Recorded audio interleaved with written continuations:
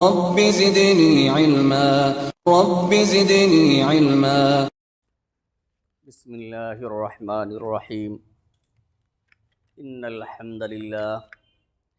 نحمده ونستعینه ونستغفره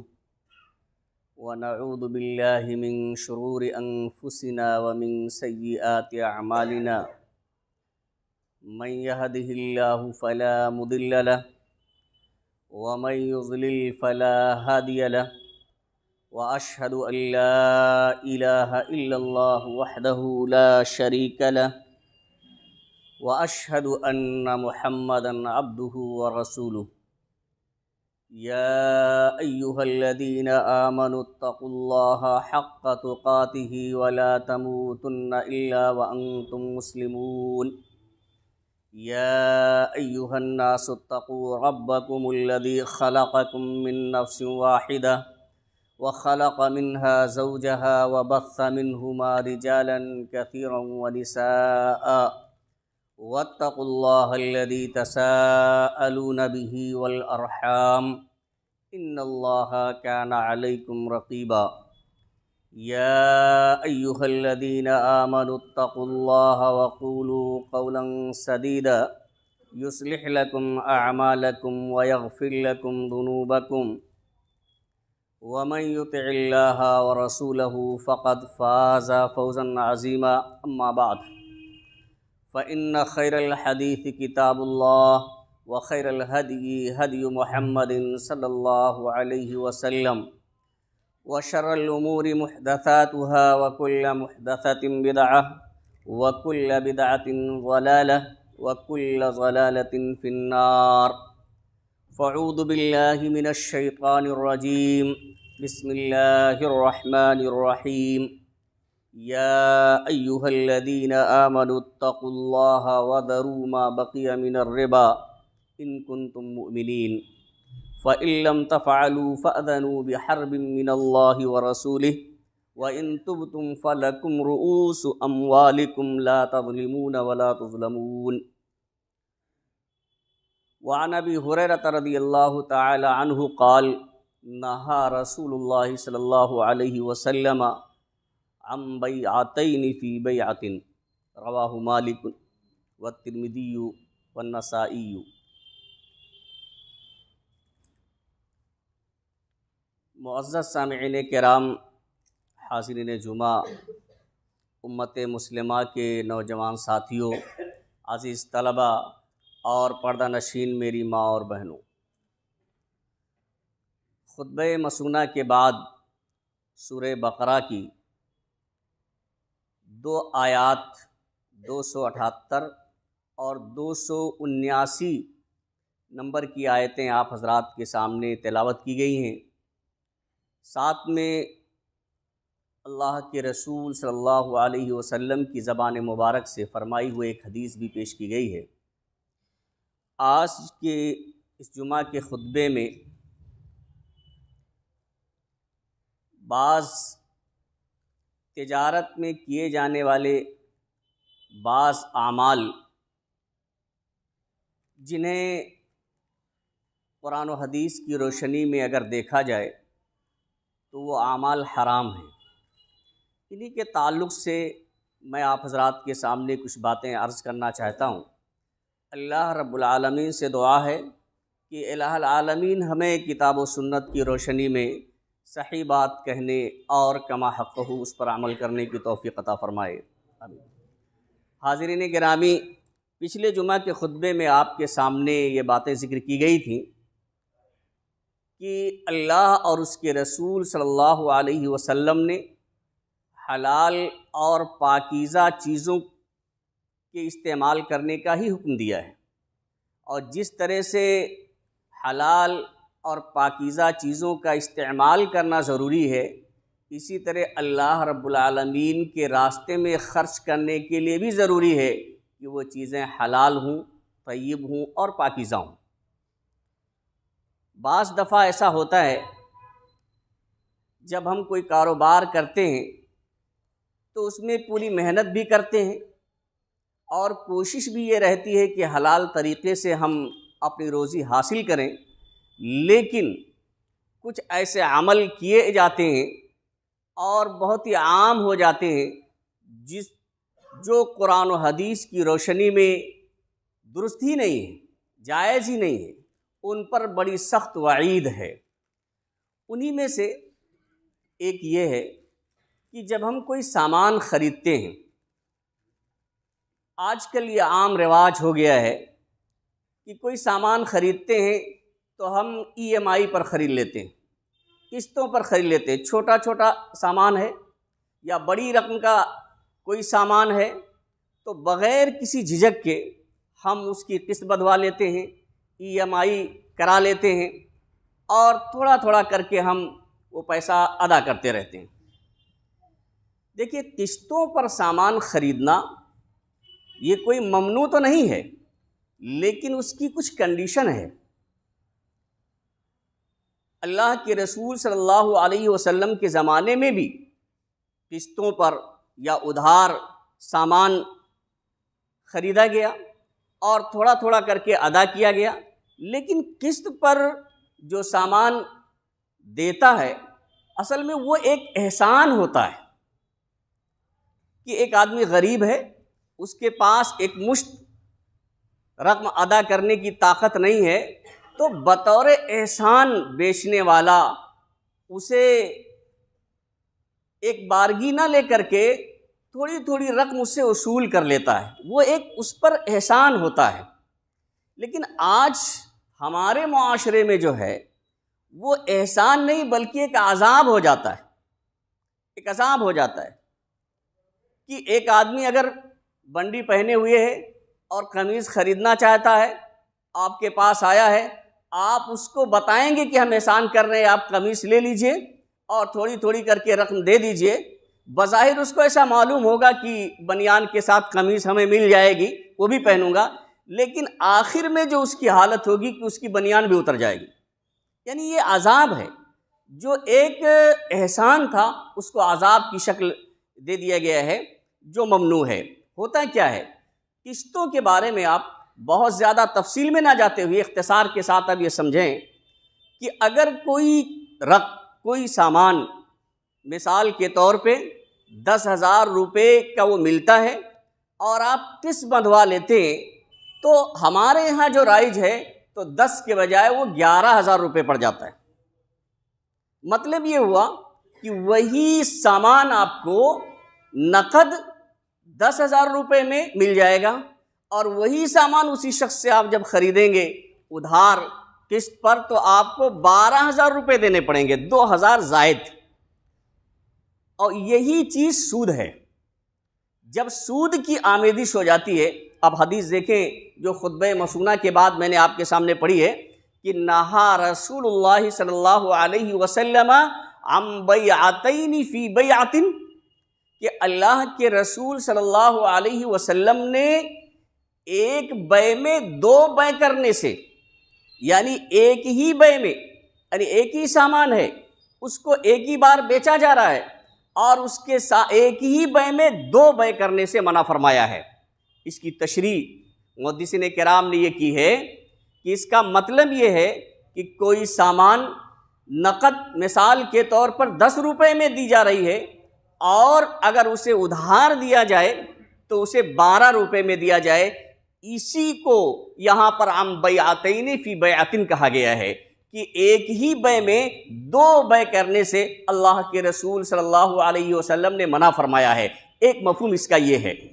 تو آپ دیکھیں جو قسطوں پر آپ سامان لیتے ہیں تو اس میں کیا ہوتا ہے کہ بھائی آپ اگر ایک مشت پیسہ دیتے ہیں تو کم قیمت دینی ہوتی ہے، اور اگر تھوڑا تھوڑا کر کے دیتے ہیں تو اسی سامان کی قیمت زیادہ آپ کو ادا کرنی پڑتی ہے، اور وہی زیادہ جو نقد کے مقابلے میں ادھار جو آپ زیادہ دیتے ہیں وہی سود ہے، اور اس سے اللہ کے رسول صلی اللہ علیہ وسلم نے منع فرمایا۔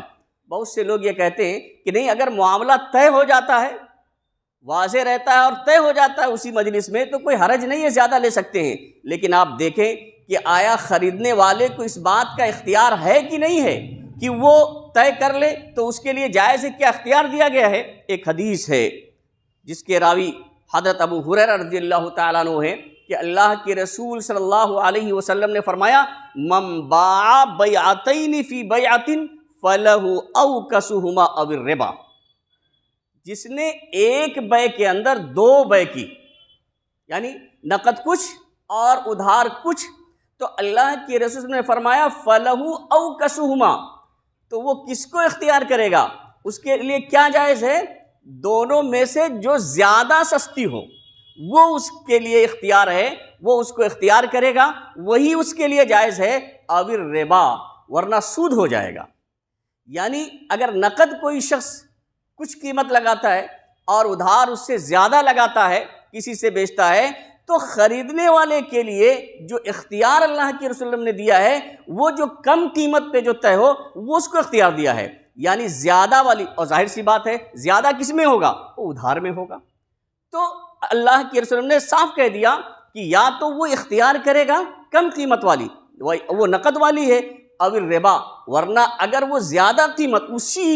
کے لیے زیادہ قیمت ادا کرتا ہے تو اللہ کے رسول صلی اللہ علیہ وسلم نے فرمایا کہ وہ سود ہے۔ ایک تو یہ ہے۔ دوسری چیز اسی میں یہ قباحت ہے کہ کبھی کبھی لوگ یہ کہتے ہیں کہ نہیں،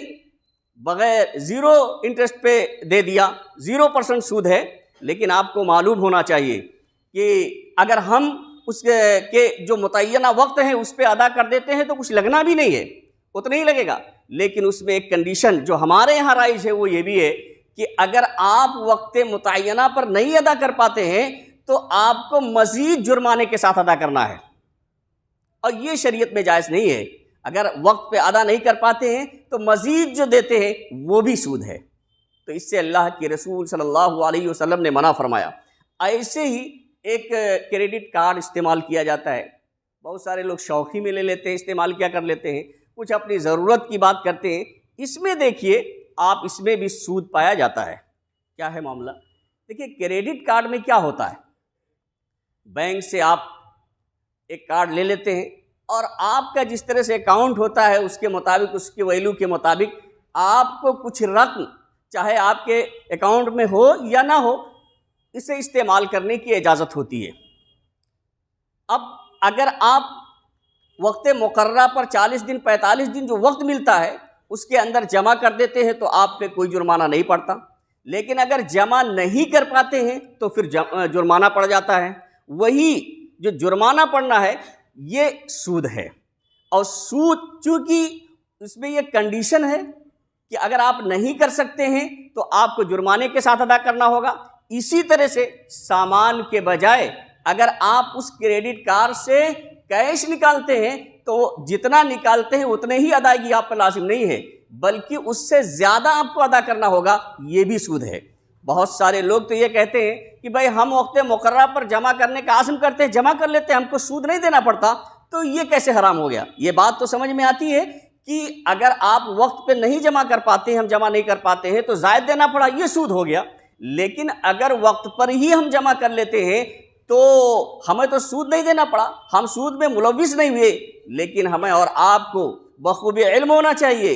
کہ جو ہمارا ایگریمنٹ ہوتا ہے، جو ہماری آئی ڈی جمع ہوتی ہے، جو ہم اس پہ دستخط کرتے ہیں، اس میں یہ چیز شامل ہوتی ہے کہ اگر وقت متعینہ پر آپ نے جمع نہیں کیا تو آپ کو اتنے فیصد اتنے % سود دینا ہے، آپ جرمانہ دینا ہے۔ اور آپ کو معلوم ہے کہ اللہ کے رسول صلی اللہ علیہ وسلم نے کیا فرمایا؟ لعن اللہ آکل الربا وموکلہ وکاتبہ وشاہدہ وقالہم سواء۔ اللہ کے رسول صلی اللہ علیہ وسلم نے لعنت فرمائی ہے سود کھانے والے، کھلانے والے، اس کے لکھنے والے، اس کی گواہی دینے والے پر، اور فرمایا وقالہم سواء، اور سب کے سب برابر ہیں۔ ظاہر سی بات ہے جب لکھنے والا سود لینے والے کے برابر ہے، گواہی دینے والا برابر ہے، تو جو ایگریمنٹ کر رہا ہے وہ اس سے مستثنی کیسے ہو سکتا ہے؟ وہ تو بدرجہ اولا اس میں شامل ہوگا۔ تو بہرحال کریڈٹ کارڈ کا استعمال جو یہاں ہوتا ہے اس معاشرے میں وہ کسی صورت میں جائز نہیں ہے۔ ایسے قسطوں پہ جو گاڑی وغیرہ خریدتے ہیں آپ، اور اس معاشرے میں جو رائج ہے، بہرحال میری معلومات کی روشنی میں وہ سود کی آمیزش اور ملاوٹ اس میں ہوتی ہے، اور سود بہت بڑا جرم ہے۔ جو آیت کریمہ میں نے آپ کے سامنے تلاوت کی ہے، اللہ کے رسول صلی اللہ علیہ وسلم نے فرمایا، اللہ تعالیٰ نے فرمایا یا ایھا الذین آمنوا اتقوا اللہ، کہ اے ایمان والو اللہ سے ڈرتے رہو، وَذَرُوا مَا بَقِيَ مِنَ الرِّبَا، اور جو سود بچ گیا ہے، یعنی سودی کاروبار میں اگر ملوث تھے آپ تو سنو، جو کچھ سود بچ گیا ہے اسے چھوڑ دو، ان کنتم مومنین، اگر تم مومن ہو، یعنی اگر اللہ پر ایمان ہے، اس کے رسولوں پر ایمان ہے، فرشتوں پر ایمان ہے، تقدیر کے اچھے اور برے ہونے پر ایمان ہے، قیامت کے دن پر ایمان رکھتے ہو کہ ایک دن اللہ رب العالمین کے حضور حاضر ہو کر کے ہمیں تمام چیزوں کا سوال و جواب کرنا ہے، تو آپ اس سے ضرور ما بقیہ من الربا، تو اسے آپ چھوڑ دیجئے جو کچھ سود ہے۔ اس کے بعد اللہ رب العالمین نے فرمایا فَإِن لَّمْ تَفْعَلُوا، اگر تم ایسا نہیں کرتے ہو، یعنی اگر تم سود نہیں چھوڑتے ہو، سودی کاروبار میں ملوث رہتے ہو، چاہے وہ قسط کے ذریعہ ملوث ہو جائیے آپ، چاہے کریڈٹ کارڈ کے ذریعہ ملوث ہو جائیے، یا اور بھی جو دوسرے طریقے ہمارے معاشرے میں رائج ہیں اور ہم میں اکثر نوجوان اس میں ملوث ہیں مال و دولت کے چکر میں، تو آپ سمجھ لو فَأْذَنُوا بِحَرْبٍ مِّنَ اللَّهِ وَرَسُولِهِ، تو اللہ اور اس کے رسول سے جنگ کے لیے تیار ہو جاؤ۔ کتنا سخت وعید ہے کہ اگر اس سے باز نہیں آتے ہیں تو آپ اللہ اور اس کے رسول سے جنگ کرنے کے لیے تیار ہو جاؤ۔ لیکن اللہ رب العالمین نے اس وعید کے بعد یہ بھی فرما دیا کہ وَإِن تُبْتُمْ، اتنی سخت وعید کے بعد، دھمکی دینے کے بعد کہا کہ اگر پھر ایسی غلط اور کبھی حرکت کرنے کے باوجود تم اللہ کی طرف لوٹ آؤ، اس عمل سے رجوع کر لو، توبہ کر لو، اللہ کے سامنے حاضر ہو جاؤ، تو فَلَكُمْ رُؤُوسُ أَمْوَالِكُمْ، تو سود تو نہیں لینا ہے آپ کو، لیکن جو آپ کی اصل پونجی ہے، جو اصل آپ کی رقم ہے جس پر آپ سود کھایا کرتے تھے، سود لیا کرتے تھے، تو وہ آپ کی اصل رقم آپ کی ہے۔ لا تظلمون، نہ تم ظلم کرو، ولا تظلمون، اور نہ ہی تم پر ظلم کیا جائے گا۔ یعنی اگر تم اصل مال سے زائد وصول کرتے ہو تو ظالم ہو، اور اگر تم سے تمہاری اصل پونجی بھی واپس نہیں کی جا رہی ہے تو تم مظلوم ہو جاؤ گے، یعنی تم پر گویا کہ ظلم کر دیا گیا۔ اور اس آیت سے، ان دونوں جملوں سے یہ بھی معلوم ہوتا ہے کہ سود کا لینا دینا یہ ظلم ہے، اور اس سے اللہ رب العالمین نے اعلان جنگ اللہ اس کے رسول سے قرار دیا ہے کہ کوئی شخص اگر سودی کاروبار میں ملوث ہے تو وہ سمجھ لے اللہ اور اس کے رسول سے جنگ کے لیے تیار ہے۔ یہی نہیں حاضرین گرامی، یہ سود بہت بڑا جرم ہے۔ اللہ کے رسول صلی اللہ علیہ وسلم نے فرمایا الربا 70 جزء، کہ سود کے 70 درجے ہیں، اور ایسرها ان ينكح الرجل امه، اور معمولی درجے کا جو گناہ ہے، معمولی درجے کا جو جرم ہے وہ یہ ہے کہ کوئی شخص اپنی ماں سے زنا کرے، اپنی ماں سے نکاح کرے، اپنی ماں سے زنا کرے۔ آپ بتائیے، دنیا میں سب سے پاکیزہ رشتہ اگر کسی کا ہے تو وہ ماں کا ہے، یہاں تک کہ باپ کا 1 درجہ، ماں کا 3 درجہ۔ اس پاکیزہ رشتے کو شرمسار کرنے سے بھی زیادہ گناہ ہے سود کا کھانا، یہ اللہ کے رسول صلی اللہ علیہ وسلم فرماتے ہیں۔ آپ سوچ سکتے ہیں کہ ہم مال و دولت کے چکر میں اس بات کا خیال ہی نہیں کرتے ہیں کہ کہاں سے مال حاصل کر رہے ہیں، آیا ہم سودی کاروبار میں تو نہیں ملوث ہو رہے ہیں، اور جان بوجھ کر بھی اس کو جائز کرنے کے لیے دنیا بھر کے فتاوے، دنیا بھر کی تعویلات کی جاتی ہیں۔ دیکھیں، دنیا میں کسی عالم کو تو مطمئن کیا جا سکتا ہے کچھ دلیلیں دے کر کے، لیکن اللہ رب العالمین کے سامنے کوئی بیجا دلیل چلنے والی نہیں ہے۔ اس وقت کوئی دلیل کام نہیں آئے گی، ساری کی ساری دلیلیں دھری کی دھری رہ جائیں گی۔ اللہ کے رسول صلی اللہ علیہ وسلم نے ایک دوسری حدیث کے اندر فرمایا کہ الربا درہم ربن یأکلہ الرجل وہو یعلم اشد من 36 زنیہ، کہ جان بوجھ کر کوئی شخص 1 درہم، آپ یوں سمجھ لیجئے 1 دینار، 1 روپیہ اگر کوئی شخص کھا لیتا ہے، جان بوجھ کر اگر سود کھاتا ہے تو وہ 36 مرتبہ زنا کرنے سے زیادہ بڑا گناہ ہے۔ اب غور کریں کہ کتنا سخت وعید ہے اللہ کے رسول صلی اللہ علیہ وسلم کی طرف سے۔ اور یہ سب قسطوں سے سامان خریدنے میں یا کریڈٹ کارڈ وغیرہ کا استعمال کرنے میں جو ہندوستان میں خاص طور سے رائج ہے، اس میں یہ سود پایا جاتا ہے، اس کی آمیزش ہوتی ہے، تو بہرحال یہ بہت بڑا جرم ہے، اس پہ سود ہے۔ اور سودی کاروبار آپ یہ سمجھ لیں کہ سود کبھی بڑھ نہیں سکتا ہے۔ دیکھیں، بظاہر ہو سکتا ہے اللہ رب العالمین نے فرمایا کہ یمحق اللہ الربا ویربی الصدقات، کہ اللہ رب العالمین تو سود کو مٹا دیتا ہے۔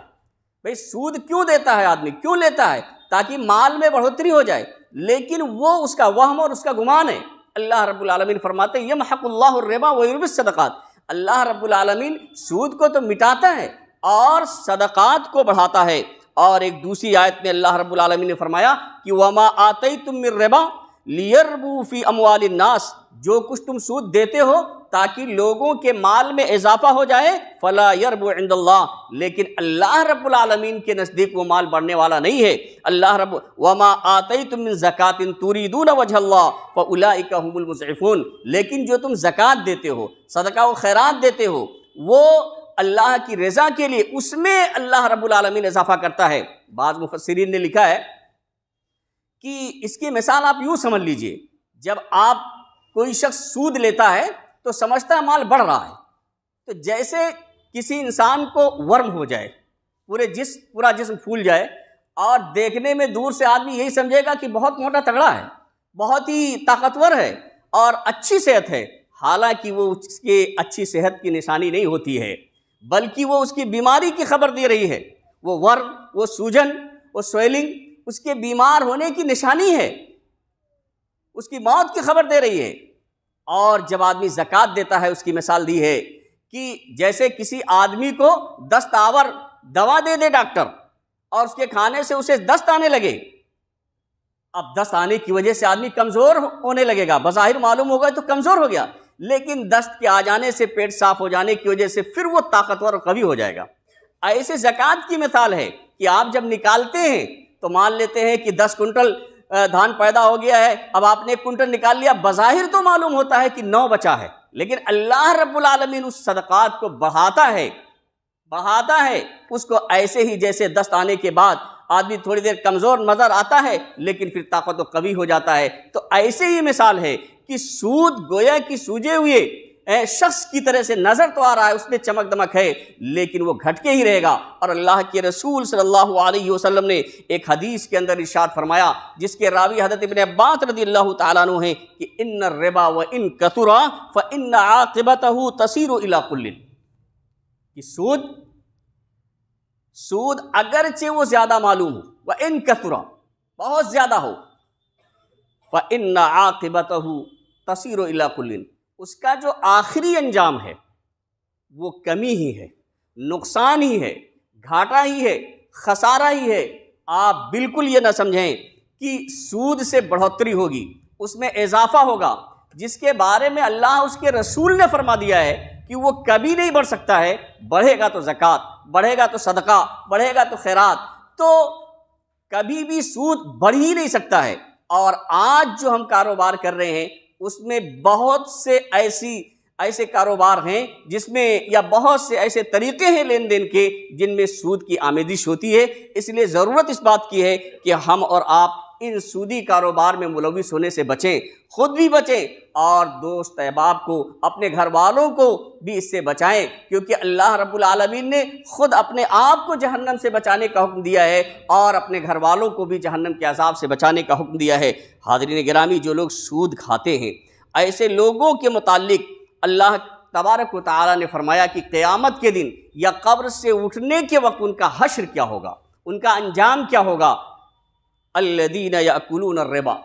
جو لوگ سود کھاتے ہیں، تو لا یقومون الا کما یقوم الذی یتخبطہ الشیطان من المس، وہ لوگ کھڑے ہوں گے کب؟ یعنی قبر میں جب جگیں گے، قبر میں اٹھ کے بیٹھیں گے، یا اسی طرح سے قیامت کے دن جب وہ اٹھیں گے تو ایسے اٹھیں گے اس شخص کی طرح سے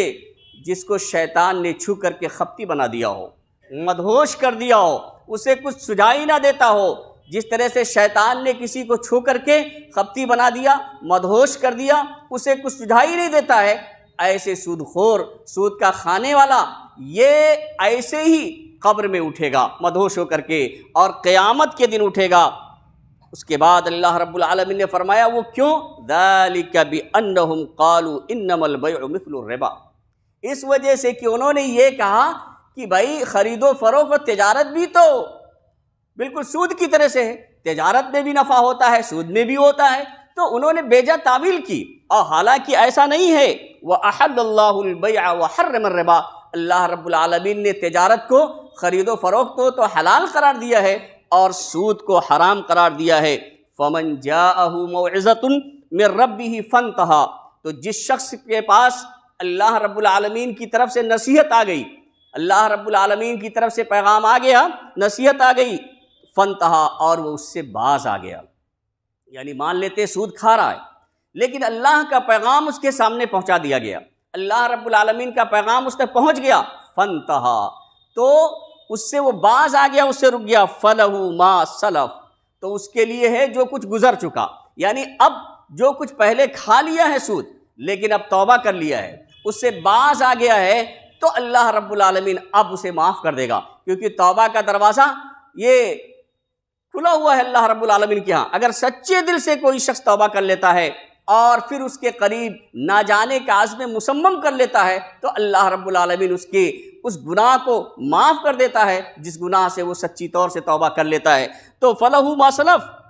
اور وَأَمْرُهُ إِلَى اللَّهِ، اور اس کا فیصلہ اللہ کے پاس ہے۔ لیکن وَمَنْ عَادَ،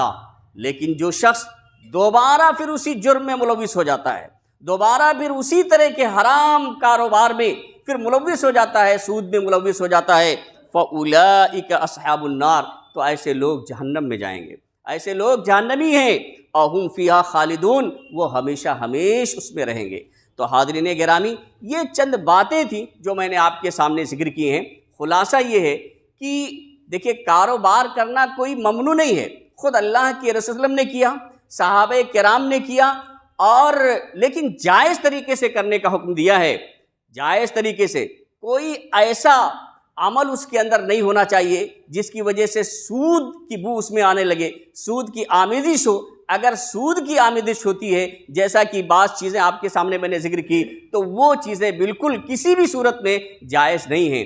کوئی بھی چیز کب جائز ہوتی ہے اور کتنی مقدار میں جائز ہوتی ہے حرام چیز، اس کے بارے میں آپ کو معلوم ہوگا کہ کبھی کبھی حرام چیز بھی انسان کے لیے حلال ہو جاتی ہے، لیکن جب جان جانے کا خطرہ ہو اور اتنے ہی مقدار میں اس کے لیے وہ چیز جائز ہو جاتی ہے کہ جس سے اس کی جان بچ جائے، نہ تو اس شخص کو اس کی چاہت ہو اور نہ ضرورت سے زیادہ ہو، تو اتنے ہی مقدار میں، اور تب وہ جائز ہوتی ہے کہ وہ اس کے لیے وہ چیز حرام تھی پہلے، اب جائز ہو گئی ہے کہ اس کی جان بچ جائے، اور اس چیز کی اس کو خواہش بھی نہیں ہے اور ضرورت سے زیادہ بھی نہیں۔ ورنہ اور جن چیزوں کو اللہ رب العالمین نے یا اللہ کے رسول صلی اللہ علیہ وسلم نے حرام کر دیا ہے، وہ چیزیں قیامت تک حرام رہیں گی، اس میں کوئی شبہ نہیں۔ اور ان چیزوں میں سود بہت ہی بری چیز ہے، اس لیے ہمیں اور آپ کو سودی کاروبار سے بچنا چاہیے۔ اگر ہم ملوث ہیں تو ہم آج ہی سے یہ توبہ کریں کہ اللہ رب العالمین ہمیں اس بات کی توفیق دے کہ ہم دوبارہ اس طرح کے کاروبار میں ملوث نہیں ہوں گے۔ اللہ رب العالمین سے دعا ہے کہ اللہ رب العالمین ہمارے کاروبار میں برکت عطا فرمائے اور ہمیں حلال روزی کمانے کی توفیق عطا فرمائے۔ الہ العالمین ہم میں جو پریشان حال ہیں ان کی پریشانیوں کو تو دور فرما دے، جو لوگ بیمار ہیں انہیں شفائے کامل و عاجل عطا فرما، جو لوگ مقروض ہیں انہیں قرض کی ادائیگی کی توفیق عطا فرما۔ بارک اللہ لنا ولکم فی القرآن العظیم ونفعنا وإیاکم بالآیات والذکر الحکیم، انہ تعالی جواد کریم ملک الرؤوف الرحیم۔